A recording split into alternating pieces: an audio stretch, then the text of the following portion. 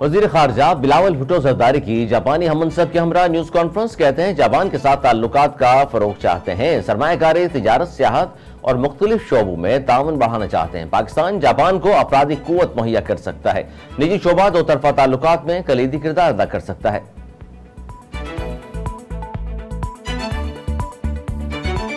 IMF deal के बाद जबरदस्त तेजी, पाकिस्तान स्टॉक एक्सचेंज में तारीख रकम। पाकिस्तान स्टॉक एक्सचेंज की तारीख में पहली बार कारोबार का 2223 पॉइंट इजाफे के साथ आगाज।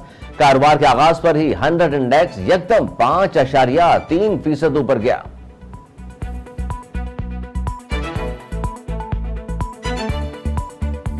बलोचिस्तान के इलाके बलौर में दहशतगर्दों के खिलाफ सिक्योरिटी फोर्सेस का ऑपरेशन। फायरिंग के तबादले में पाक फौज के मेजर साकिब हुसैन और नाइक बाकर अली शहीद, एक जवान जख्मी भी हुआ। ISPR का कहना है कि दहशतगर्दों ने घात लगाकर सिक्योरिटी फोर्सेस पर फायरिंग की। मेजर साकिब और उनकी टीम ने आखिरी सांस तक छुपकर हमला करने वाले दहशतगर्दों का डटकर मुकाबला किया।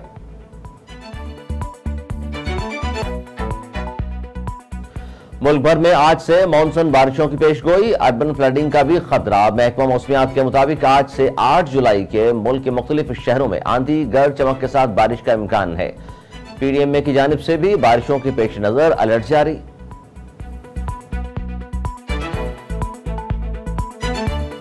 मुल्क में कयामत खेज गर्मी के बावजूद कराची समेत मुख्तलिफ शहरों में तवील लोड शेडिंग। कराची के मुख्तलिफ इलाकों में एलानिया और गैर एलानिया लोड शेडिंग का सिलसिला 4 से 14 घंटों तक जा पहुंचा। अवाम को शदीद मुश्किलात का सामना, मुख्तलिफ इलाकों में एहतजाज।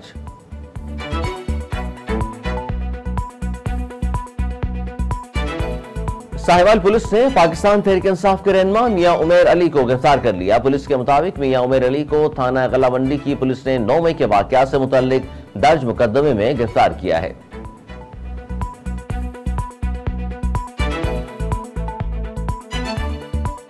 PTI ने साबिक मुंतखब अरकान असम्बली को पार्टी छोड़ने के उकसाने और शोकास का जवाब न देने पर परवेज खटक की बुनियादी रुकनीत खत्म करने और उन्हें पार्टी से निकालने का उसूली फैसला कर लिया। परवेज खटक का कहना है, कोई सरकारी मुलाजिम तो नहीं जो शोकास नोटिस का जवाब दें। 9 मई का वाकया चेयरमैन का चंद लोगों से मुशावरत का नतीजा है।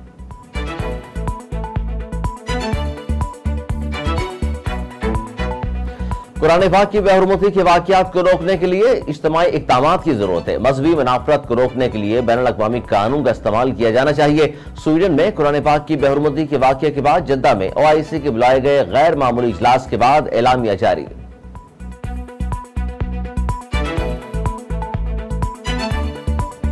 मौसम गर्मा उरूज पर होने के साथ ही गिलगित बल्तिस्तान में सयाहों खुसूसन बैनुल-अक़वामी सयाहों की बड़ी तादाद में आमद जारी।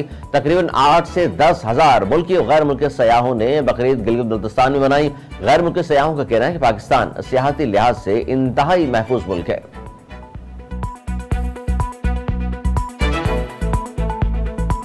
फ्रांस में नौजवान के कत्ल के खिलाफ मुजाहिरे छठे रोज भी जारी। गिरफ्तार मुजाहिरीन की तादाद 3000 तक पहुंच गई। जलाओ गहराव और लूटमार का सिलसिला रुकने का नाम नहीं ले रहा। मजीद 700 दुकानें और बैंक जलाओ गहराव से मुतासिर। झड़पों में 200 से जायद पुलिस एहलकार जख्मी हो गए।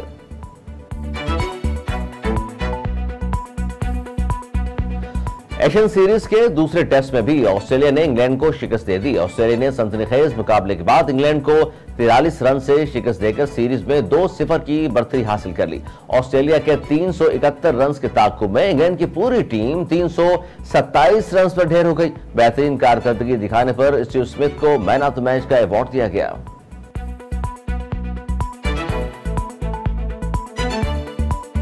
और पाकिस्तानी लोक मौसीकी के असल शहंशाह आलम लोहार को अपने लाखों परस्तारों से बिछड़े 44 बरस बीत गए। गायकी का मखसूस अंदाज, रंग बिरंगे लिबास और हाथों में चिमटा आलम लोहार की पहचान बना। आलम लोहार ने फोक गायकी में जो भी गाया कमाल गाया। हीर वारिशा गाकर खूब नाम कमाया।